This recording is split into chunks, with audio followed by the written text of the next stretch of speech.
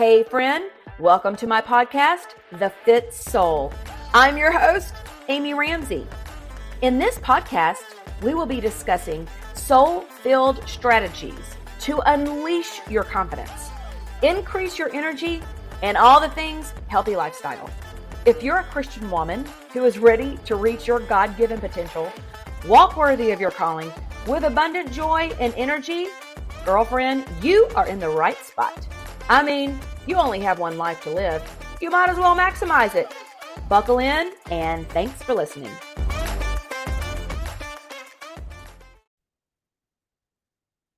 Hey guys, welcome to the Fit Soul podcast. This is part one of a two-part interview that I did with Miss Leah Jolly, who is our Miss Mississippi. And her story, we talked about it a lot. We unpacked it today. Her testimony is powerful and how God's using her voice when she was an orphan at the age of 11 and didn't know any English when she moved to the United States of America and started things later in life and has had massive success. And it is just really empowering. She has a story of resilience, of strength, of grace, clearly beauty. She's an entrepreneur. She is as smart as a whip. She's an artist. She is a professional dancer. She owns her own dance studio, and she's got a heart and mission that is powerful. You're going to be blown away by this episode, and you'll definitely want to catch the part two. And I'm calling this Chosen, Crowned, and Changing the World. So enjoy this podcast, my friend. Hello and welcome back to the Fit Soul podcast. Super excited today. I have a very special guest with me. Her name is Leah Jolly, and she is our current Miss Mississippi. Hello, Leah. How are you? I'm doing great. It's always a good day with you, Amy. It is so exciting to have you here back in Mississippi after just what has it even been 2 weeks since the Miss Yeah, America and I pageant? think almost exactly. I think it's like 2 weeks and a half, maybe, because today's Thursday. Yeah. We got you back. We're so proud. All of the state was cheering this girl on. And it's not because she's beautiful, because she is stunning, obviously.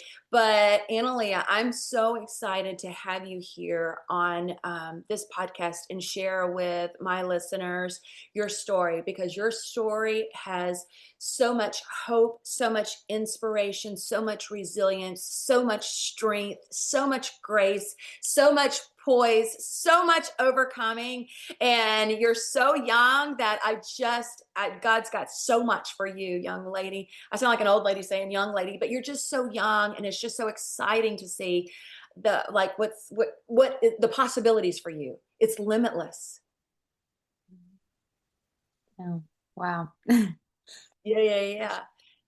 So before we get started, let me read over your bio and give you a formal introduction. She is Miss Mississippi 2025, and she is a dancer and owner of a studio, and we'll tell about our little Starbucks story here in a second. She's pursuing dual bachelor's degree in business and fine arts at Belhaven University. Some of her accomplishments include the Women's Entrepreneur Scholarship. She is a two-time published author featured on Barnes & Noble with The Limitless Ballerina and Theodore the Little Bear with Big Feelings. And she's a CASA state ambassador. And part of her story, and you're going to share this, of course, Annalie, is that you were adopted from Ukraine at 11 years old and learned the English language in 1 year. You came to the United States and you were adopted alongside 14 other kids to different families, not to the same family. And today, you are the only one who still has a positive relationship with your adopted family. And I love your heart to champion foster care and adoption across Mississippi, I would say across the U.S., if not the world, and help close the gap between the number of children adopted and the number of children in successful and secure attachments. So beautiful. Her platform is called Limitless, and it teaches children emotional intelligence and how to effectively communicate their feelings, which you believe is crucial for children in foster care and adoption to aid them to forming an attachment with families placed in that they're placed into. So super excited. So glad that you are here. And not only that, you are a top 10 finalist in the Miss America pageant. So welcome, welcome, welcome, my friend. Thank you. I'm so excited to be here. Yeah, wow. It's interesting hearing you read all that because when you put it in perspective, sometimes I feel like unaccomplished. I know that sounds weird, but at my age, I feel like everyone's always asking me like, "What's next? What's next?" And it's just like, "Oh, I don't know." And I mean, I do, but it's just kind of always just kind of going with the flow. So to see it all like tied together in the bow is interesting. Just for me to see that perspective of it.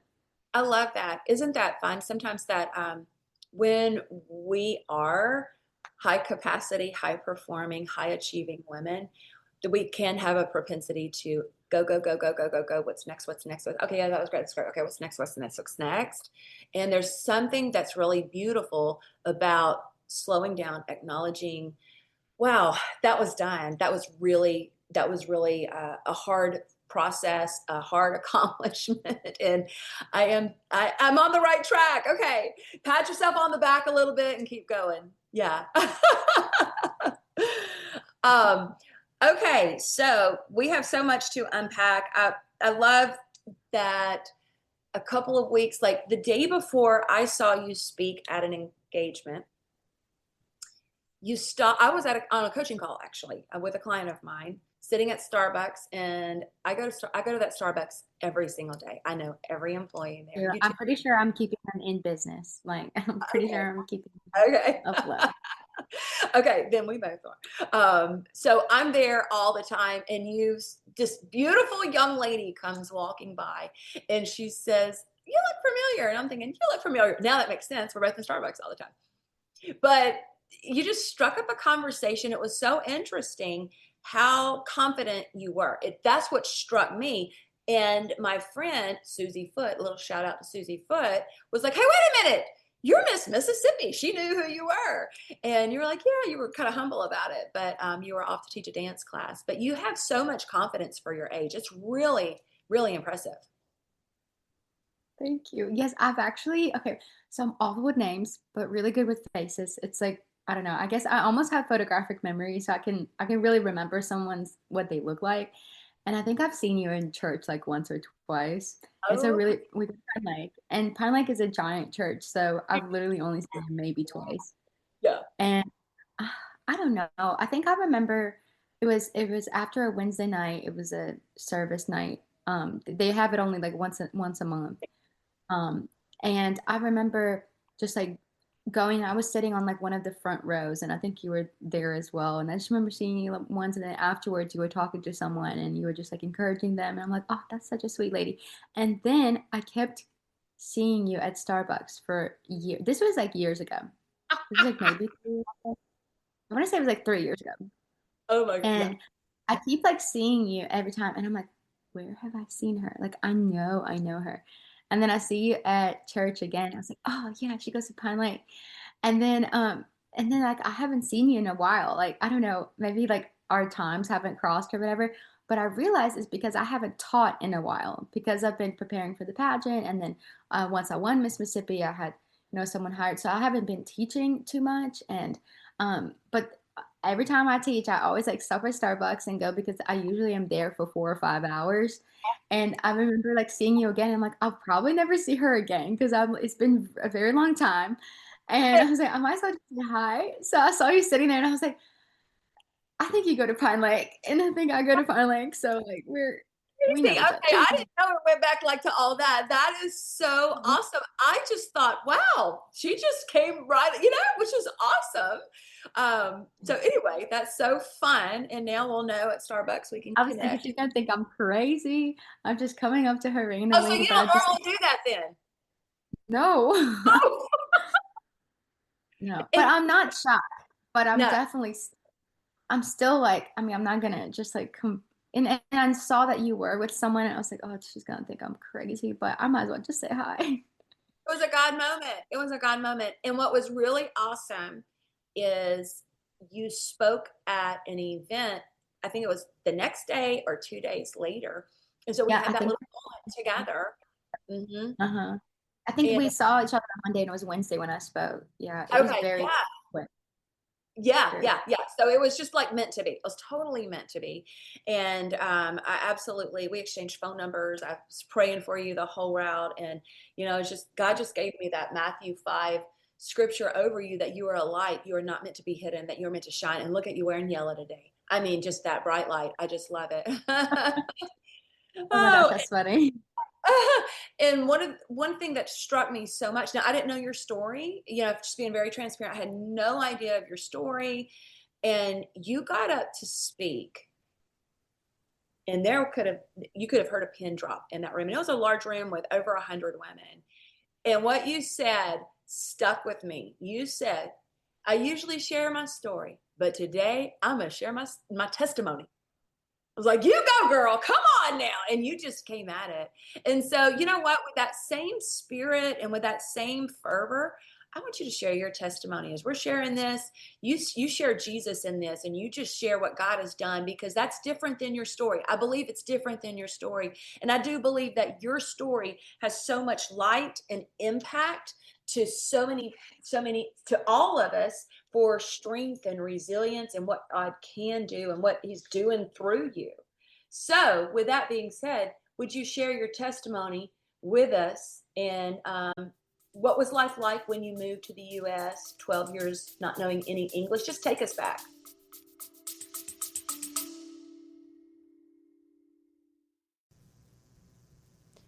If you are looking for a faith fueled, science backed system and you want to achieve your goals, build momentum, and unlock the next level of success and growth in your life, I would love to work with you in my high performance coaching. I want you to know that you can achieve more in the next 90 days than people do in an entire year. And I would love to help you gain clarity about your calling, help you create the strategy and structure to help end the overwhelm and follow through on those actions that matter the most. Achieve the goals that maybe you've been procrastinating on or just haven't set time to do. I'm telling you, I would love to help you with this. This is what we do with high performance coaching. It's not about more information. You don't need more information. It's about implementation. It's about action. It's about getting going, getting moving. And if you want some help, some structure, some support, some accountability, I am a certified high performance coach, and I am a life and leadership strategist, and I would love to partner with you. You can check the show notes. You can book a call with me or hit me up on the DMs, and let's have a little conversation and see if we are a good fit for each other. And I just want to say this. If you've never worked with a coach one-on-one, it's pretty life-changing. That I contribute a lot of the success that I've had is because I've made investments in getting the right mentors, the right coaches that help challenge me and champion me to move further, faster. Okay, back to the show. Yeah. So I want to share, I feel like kind of led to share this backstory of why I said that, because I'm hoping that that'll encourage someone else to view life like that as well. So when I was competing, so last year was my first year competing for Miss Mississippi. I was Miss Rankin County, and I feel like, well, and I got top five. And someone encouraged me like come back, and I just remember, well, actually, a few people encouraged me, but I was kind of like teeter tottering of like not really wanting to do it again, just because I do own a dance studio, and I was also just like it was just a lot to balance because I was also in school and then had another job on top of that, and it was just a lot, and I don't think I've ever there wasn't a moment in my life that I haven't been busy. So I was just like, I don't know if I want to do this one more time because this is a lot of preparation and work. And I've always thought that I did pretty good in interview until I watched my interview. And like, granted, the one like good thing is I can connect with a person, but I'm not gonna sound like a reporter or like this professional spoken person, and or at least not yet. And I just remember having a really hard once I did decide to do the pageant, having a really hard time in my mock interviews just it was just not going well. Like I don't know why, but my either the questions I was being asked I wasn't prepared for, or I just was just like rambling a lot and just it just didn't go well. And I got recommended to speak to Connie Brand. Connie Brand, she's a mom of a girl that Holly Brand, she used to be Miss Mississippi, and I think she was 2021. I don't really remember. But I know she was Miss Mississippi pretty recently. And I don't know, she's done a lot of good mock interviews with other people before. She's a pageant coach, and I just kind of, or specifically an interview coach. And I don't know, I just kind of got introduced to her, and the first thing she's asked me was, tell me your story. Like she was like, talk me like back from, when you were born to right now. And I was like, well, I've never had anyone ask that. And because usually pageant coaches are just kind of like, what's your goals? What are you doing? Give me top 10 things you would want to talk about in an interview, or top 5 things or whatever.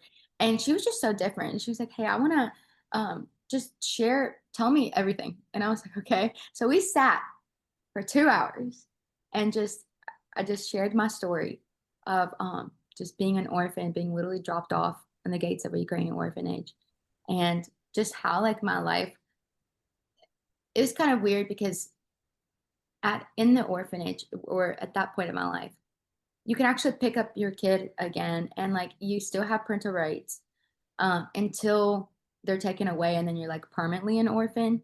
And it's a little bit different. It's almost like a foster care system, like we have here, but it's in like one place, one facility. And it's very giant, very large. And I remember at 5 years old, I didn't understand like what the heck was happening. And I remember her take like my mom, my biological mom, like taking me back and forth between like her and then dropping me back off. And that happened until I was about 10. And it was just happening a lot. And became very, very physically abusive, to where I remember ending up in the hospital multiple times, and it was awful. And I just remember like there was so many times that I could have died, and I didn't know that as a child, but like looking back, I'm like, oh, like I was literally past that. Like that could have happened. And that just, once I got to America and found Jesus, and I can share about that a little bit later. I was just like looking back over my whole life of like, wow, I'm not supposed to be here technically, like statistically, and yet I am, and like, and then yet I do know Jesus, and He's given me specific, like a specific story to share that I didn't think like anyone would be able to relate to. But it's not about relatability; it's the fact that like, wow, it's a story within itself of not only like resilience, but like God's grace and like God's mercy, and not just taking me out of that situation, but like taking me out of that and putting me with a whole different family on the other side of the earth, in the greatest nation in the world, and giving me a voice, and now like this title to share my story. And I just remember like telling her all of this, and well, of course this is right before I won Miss Mississippi, and I was just telling her my whole story. And she said at the end of it, she was like, Emily, you have such a testimony, and there should be no reason why you shouldn't win Miss Mississippi if you go from it from that perspective of like, don't focus on knowing everything politically and being like politically correct and all these things. Like, go into it with, you're on the mission to share your story and share God's testimony in your life. And I think that was a difference because, my community service initiative is called Limitless. And for a while, I was kind of, I didn't know what I was doing in the first year. And I just remember thinking, like, oh, I'm just going to share my story and just maybe encourage people that no matter where they start in life, they can be limitless and they can be successful. Because, like, I started in an orphanage, and yet 12 years later, like my parents right now are not even close to being rich or anything like that, but like they gave me the love that I needed to move on, and also the opportunities, and like dance, and things like that, to really grow myself. And of course, like they really installed like the scripture in my heart, and just making sure that they raised me in the right way. But I gotta say, like, the rest was still up to me. Like I could have totally had that orphan mentality in my head, and I could have stayed in that, my whole life, and I could have stayed a victim. But and I'm not saying like, oh, don't stay a victim, because I know like people will get mad, but it is It truly No, is. staying a victim just keeps you stuck. You cannot move forward in life if you have that. Listen, no, girl, you keep sharing just like you're sharing because I've been a victim of circumstances too. And I stayed in that mentality for a long time and it kept me stuck. So God does Yeah. not, we are overcomers. And so, yeah, you stand in that strength, sister.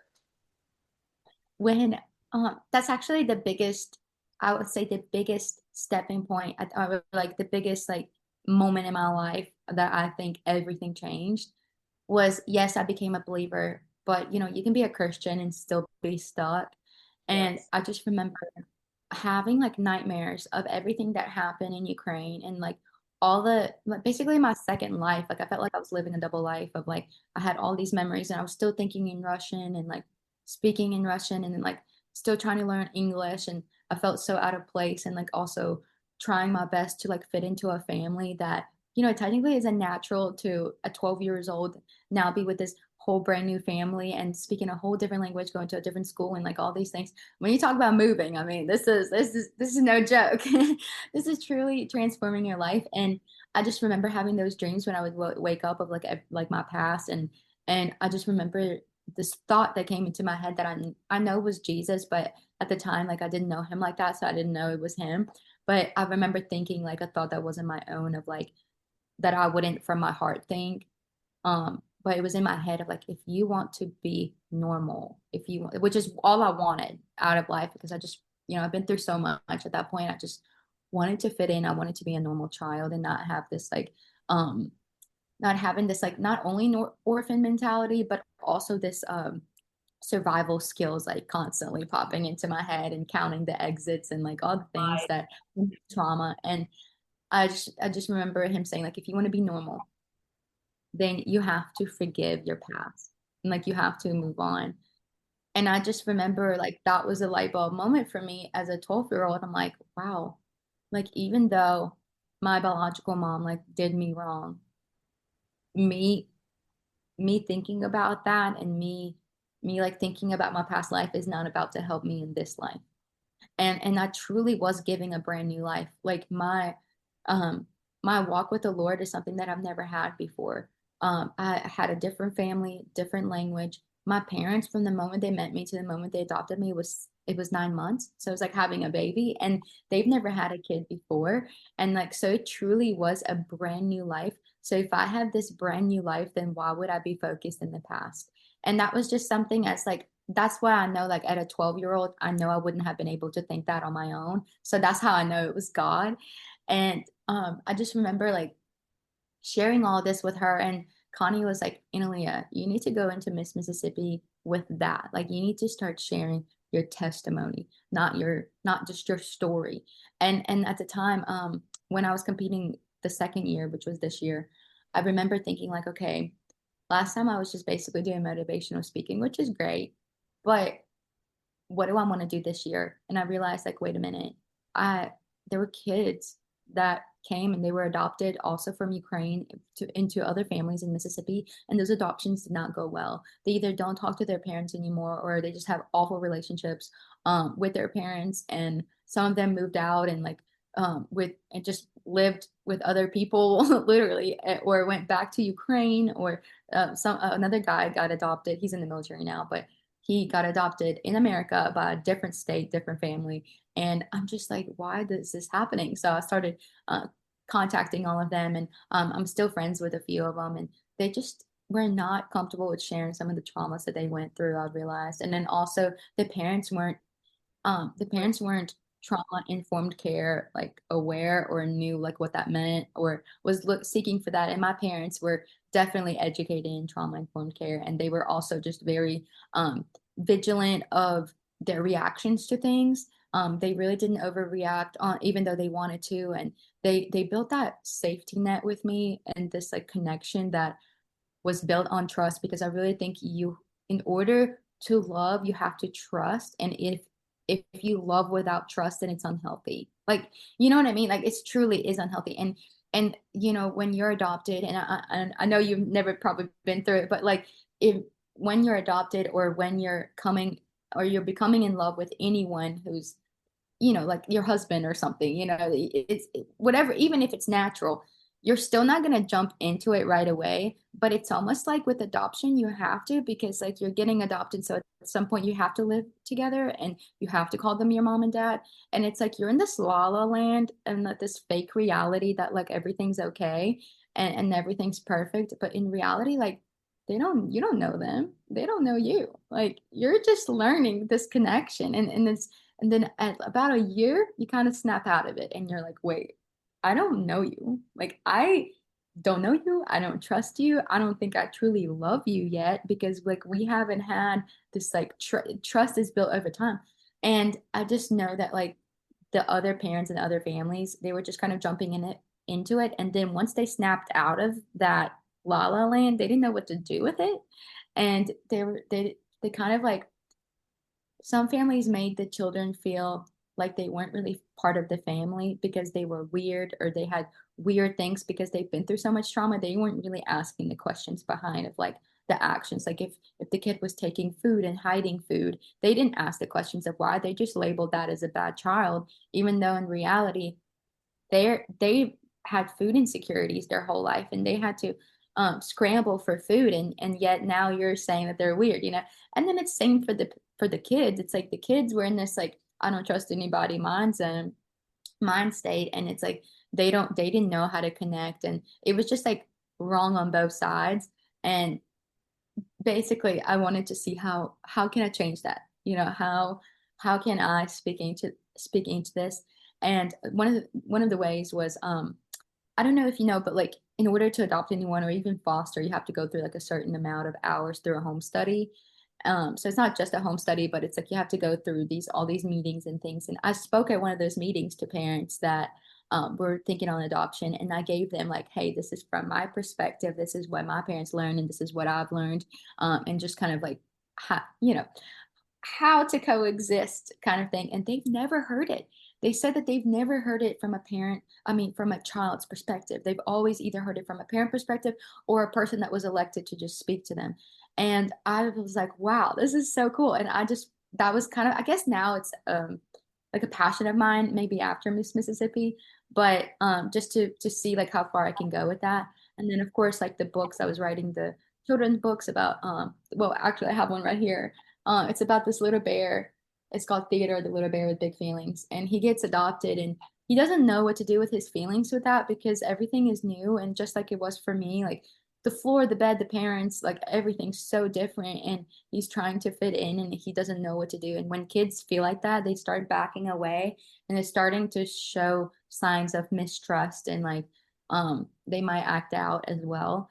And the parents in the emotion wheel introduce in the book, introduce the emotion wheel and how you can use like all these different emotions to share your feelings. And first of all, to make them, make the child feel like, hey, every feeling is okay. Now we just got to learn how to handle it.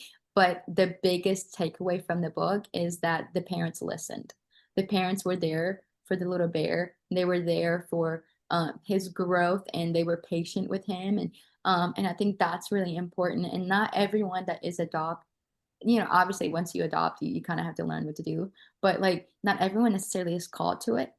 And I think there's also that like not everyone is called to adopt. And that was something that I saw with the parents of like that did adopt. They either only wanted that one child that had siblings. They didn't want the other siblings. They just wanted that one child.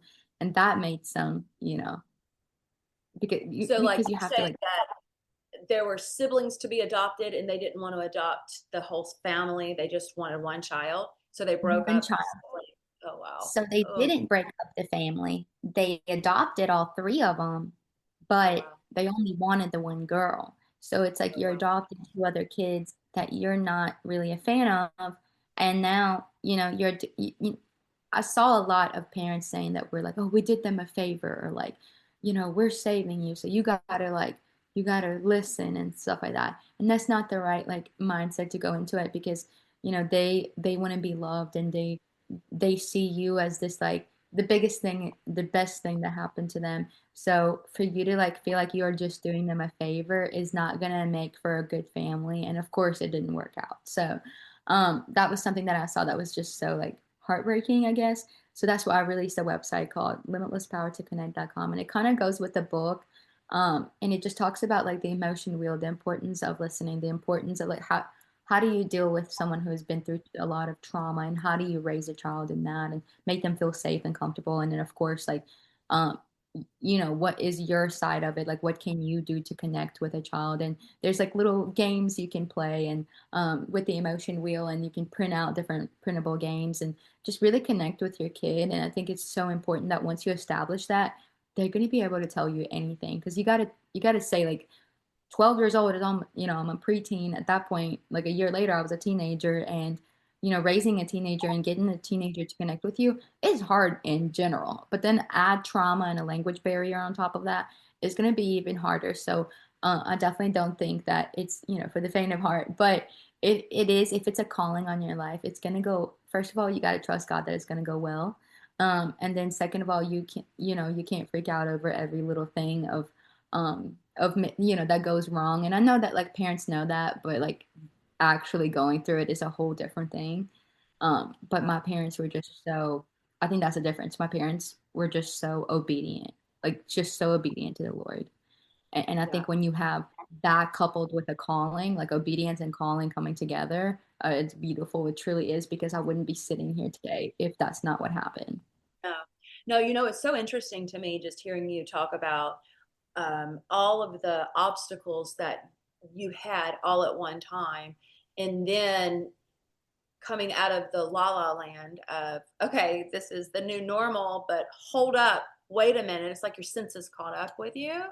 Yeah. Um, I just find it so beautiful, though, that your family, your parents, y'all worked through that, whatever that meant. And I would imagine they probably got some sort of therapy or counseling or coaching or support somehow or another to merge those two worlds. And I think is so really spectacular just listening to you talk about that, because you think, oh my gosh, of course you didn't know how to identify your emotions. Of course you didn't know how to express, you didn't even know the language, number one, but to express it, how hard it is. I want to share with you because I work with a lot of women, and I'm releasing my book planner soon. I have a biblical emotion wheel inside of there and a whole system to identify your feelings, because I believe most people can't articulate Mhm. what they're feeling. I can't. I have to sit with a inner turmoil. Like I'm like, oh, and sometimes I don't have words around what am I feeling. I just feel frustrated. Like I have these huge blanket words, and I have to sit with myself quietly to go, okay, I'm feeling fear is what this is boiling down to. I'm feeling like I'm inadequate, or I'm not good enough, or like insecure, whatever the negative emotion is, then the toxic thought, whatever it is. I don't I'm not able to label it right away, and I know a lot of people aren't. So I just love that you're building tools and resources with specificity around adoption and adoptive parents. But I just want to like throw out there, I kind of think we all, we're just a big fat mess, right? I I think love it's a that. problem for everybody. I really do. It's amazing. Absolutely amazing. I hope you enjoyed that episode as much as I enjoyed recording it with her. In fact, she and I have some fun announcements to make. She is actually going to be at as a speaker and do an interview with me and maybe some other fun stuff at the Worthy Woman Summit coming up in March 2026. If you haven't gotten your ticket to that, you're going to want to grab your ticket to that. It is March 19th, and it's all day Friday, the 20th and 21st. It's exciting. It's amazing. And the speakers that are going to be there, I haven't released the entire speaker list yet, just kind of like slowly dripping some names, but you're going to want to get your ticket right now. And you can go to worthywomansummit.com for that. Now, listen, join me next week for the next interview. We're going to do part 2 of Chosen, Crowned, and Changing the World. And it's going to be her mission. And so we're going to shift, and you're going to hear more about her entrepreneurial mind and the books that she's written and her goals and her dreams moving forward for the future, and just how God's using her. It is so inspiring. All right, my friend, thank you so much for being here. We'll see you next week. Girlfriend, thank you so much for listening to the podcast. I'm so honored you come back every week and that you share the Fit Soul podcast with your friends and family. Every time you share my podcast on Instagram or Facebook, I do a little happy dance. Make sure you subscribe to the Fit Soul podcast where you'll never miss an episode. You can go to Podcast, Apple, Stitcher, and Spotify and subscribe so you'll never miss an episode release. And just know, I truly love bringing you excellent content and great guests to provide you motivation and faith inspiration to help you walk worthy. And one of the ways you can help me is to go and leave the Fit Soul podcast a review. If you have just a moment, would you please go over and leave a review for the Fit Soul podcast? Thank you again. I love you. And here is your reminder. You are worthy. Until next time. Bye-bye.